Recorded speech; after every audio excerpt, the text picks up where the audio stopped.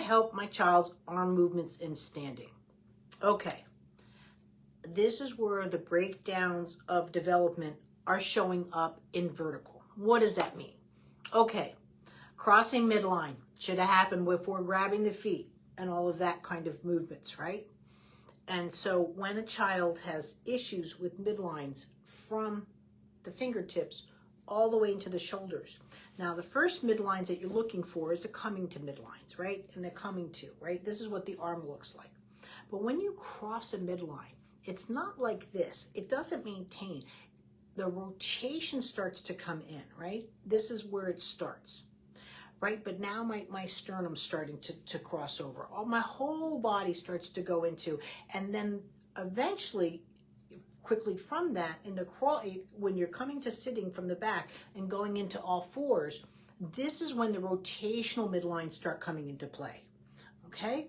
So there's been a breakdown of foundational movements that haven't happened. It doesn't mean that they're not going to happen, but that's what you have to look at.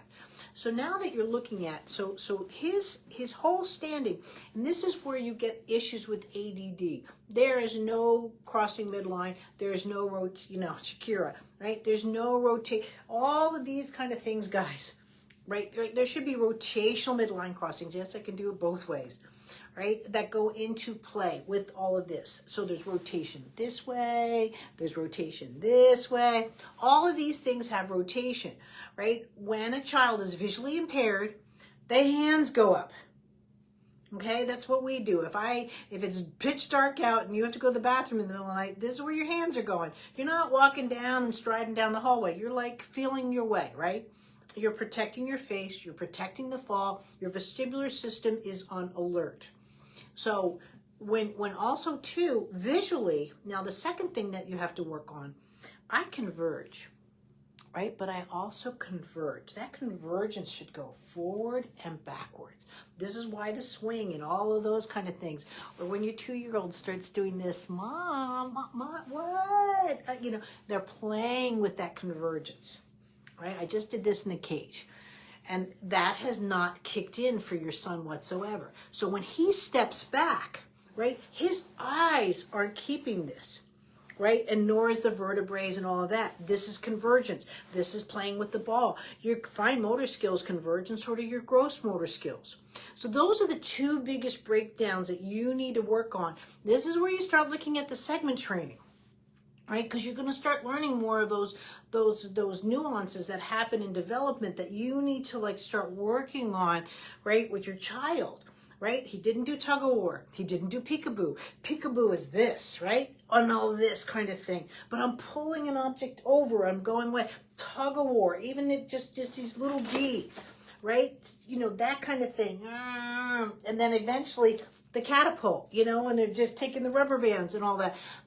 Guys, this works in the vision. It works in the fine motor skills, the gross motor skills. You're doing great. The balloon and all this, the eye-hand coordination, but it's an eye-spine coordination first, and that's where you're going in. So the two biggest things that you're working with, and I know you're waiting on the ophthalmologist appointment, and you're doing great with all this, and you've got a lot of patience. Hopefully it goes the way we want it to go, but that's what you're looking for. Does he have these issues due to visual impairment, that he can't get a convergence due to the power in the eyes or the astigmatism, right? Or is it neurological and muscle-based, and that's what we need to work on with the Down syndrome. It goes both ways. One of the things that you see is the changes in the shape of the cranium, and that's where you get more of the drop jaw and stuff, and the vision you get a wider brow, right? Make sure you're talking to them about the wide nasal bridge. And do we need glasses just to bring those eyes to converge, even if the eyes are okay, right? You still, again, 5 eyes, 1, 2, 3, 4, 5, right? You can see where he has a wider bridge just based off of genetics, but that doesn't mean we don't want him to see because he's not structurally able to see, right? This is where we have to get in and be creative, and creative might be something as simple as glasses, or that what we need to work on. But those are the major things that you're working on that need to be addressed, is really going into not only the crossing midline, but the rotational midlines, right? And the convergence, even in the fine and the gross motor skills. And that's where, and again, reverse convergence, all of that for vision. Thanks.